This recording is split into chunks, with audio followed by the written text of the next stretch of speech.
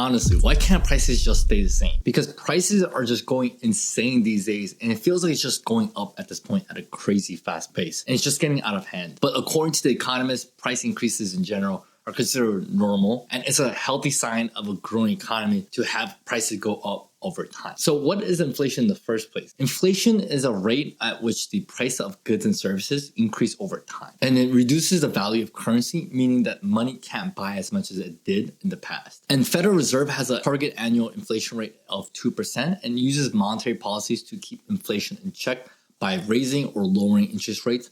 And it stabilizes the economy when inflation gets too high or too low. So that means Fed will tighten monetary policies by hiking up the federal funds rate, which is the rate at which banks lend to each other in order to slow down the economy. And this makes borrowing money more expensive for consumers and businesses. And this is exactly what's happening right now at the moment. But the Feds could also ease monetary policies to grow the economy by lowering the federal funds rate, by making it cheaper for consumers and businesses to borrow and spend money. An inflation rate is a great indicator to show the overall health of the country's economy. And inflation encourages people to invest and spend their money instead of keeping their money in cash, because over time cash will lose its value. So if you had $100 today and you knew next year it'll be worth $98, then wouldn't you want to make sure you spend your money now, or maybe even invest it? But that begs the question, do we have a better alternative than inflation? Like 0% inflation where prices just stay the same? Well, it turns out having a 0% inflation isn't necessarily bad, but because inflation fluctuates even slightly, it's very hard to keep it stable at 0%. And that leaves no margin for error because inflation can then slip into a negative inflation where prices of goods and services over time will decrease. And which doesn't sound that bad, but here's why it's dangerous. So inflation means that prices are rising and your purchasing power decreases from that.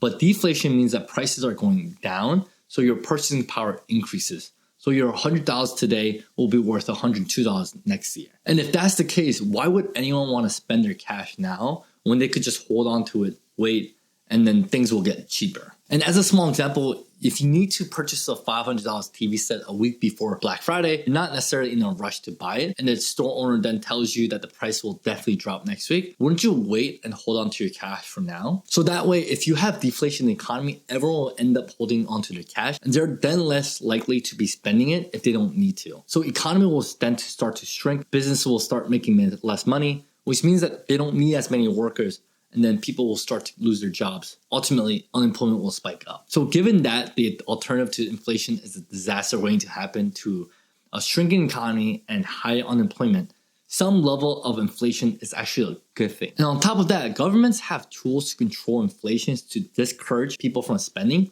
but governments have less control over how they deal with deflation.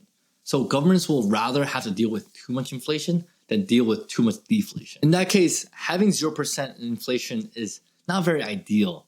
But then what's causing inflation to go up so much more than the desired 2%? In general, there are many factors that go into causing inflation to go up. But to simplify some things, I would say inflations could be caused by 3 big factors. Now, the first cause of inflation is called the demand pull, where more jobs and higher wages increase household income, which then raises consumer spending, and then increases demand for goods and services, which will increase the price of them, which is basically inflation. Similarly, another example of demand pull is when the Feds increase the money supply, which lowers the value of the dollar and its purchasing power. And the increase in money supply encourages more spending and investing, which ultimately again increases demand and ultimately raises price to go up. An example of this happened during the COVID-19 pandemic, when the US pumped $1 trillion into the economy through stimulus checks, and this influx of money increased the demand sharply, which meant that businesses actually couldn't keep up with the increased demand. And they basically had no choice but to increase their prices in order to ease that. And these price increases happen because sellers are recognizing that buyers are willing to pay more. That's something that they really want. And another example of price increase due to demand pull is what happens to Super Bowl tickets. There's a limited supply of seats with a lot more people wanting to attend the event, more than there are seats for each of them. So the ticket sellers could increase the price of those each in Super Bowl tickets to meet the demand. And then even third-party sellers often resell for an even higher price. Another good example of this demand pull affecting prices is what happens to the price of tuition in colleges. Because colleges know that demand and the value of higher education have increased and people are willing to pay more to get the degree. And the alternative of not having a degree from college is a huge disadvantage in this economy. So colleges can increase the price of attendance or tuition and people will still be willing to pay more as they hope that this will pay off later on. Now, the second cause of inflation is called the cost push, and it affects the supply side of the equation. That means if raw materials, wages, and even the cost of transportation go into making the product gets more expensive, then businesses have to also increase their price tags of their products. And if the price of wheat and flour goes up, then bakeries have no choice but to increase the price of their bread to maintain a profit. And the third big factor that increases inflation is what they call inflation expectation. So if firms expect future inflations to be higher in the soon future and act on that belief, they may actually raise the prices of their goods and services at a faster rate than actual inflation.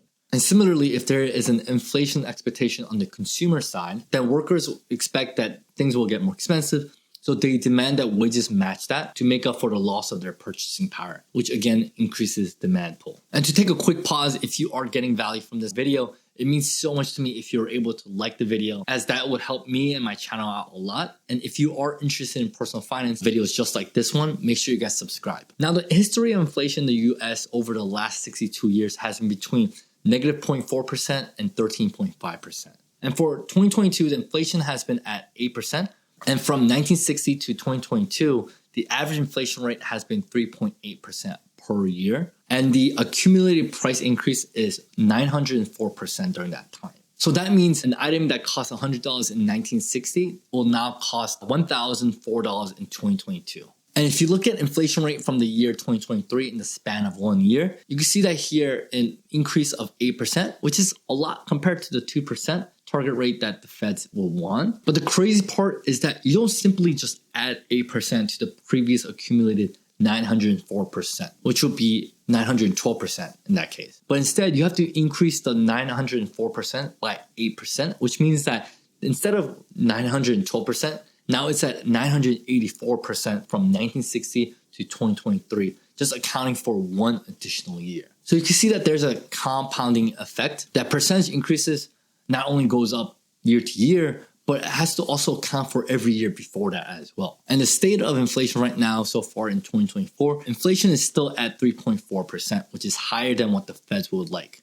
And the last time it was anywhere close to 2% was in the first quarter of 2021. And before I go into when inflation will start to go down, the rising prices have made it even more important to make sure you have your finances in order. So as a thank you for watching this video up to this point, I created a budget template where you can start tracking your personal spendings so you know exactly what you're paying for each month. So make sure you check that out for free using the link below. Now we see that inflation is way too high, but we also know that 0% inflation isn't great either. In that case, when will inflation go down to the desired 2%? Now, there are some experts who say that inflation will go down by the end of 2024, while other experts are saying that inflation will fall below 3% by the end of the year, but will still be higher than 2% and won't go down to that point until maybe even next year in 2025. And the reason why inflation isn't falling is that economists are pointing out that it's due to housing costs. And the rent has risen by 0.4% in March and 5.7% over the last 1 year. And housing is also up 23% since the start of the pandemic. And this is important and significant because housing contributes to a whopping 36% to inflation. And if you were to exclude that out of the inflation altogether, inflation rate would actually be at 2.4% rather than 3.8%, which means that inflation is pretty much back to normal, excluding housing. And because price index is accounting for the cost of living, and most people don't sign a new lease or even buy a new house every year, it takes time for housing prices and inflations to be captured and be updated to the latest market conditions. So this will ultimately lower inflation, but just may persist over the next year or so. So until then, Feds have no choice but to keep interest rates high to slow down the economy. But that's what's causing companies to cut costs, and many people are losing jobs, including myself. So I've gotten a really good chance to understand how unemployment benefits work. So if that's something that you're interested in, make sure you watch this video next where I talk about what unemployment benefit is, how it works, who pays for it, and what are the most common reasons why you get denied. So make sure you check out that video next again, and I'll see you guys there.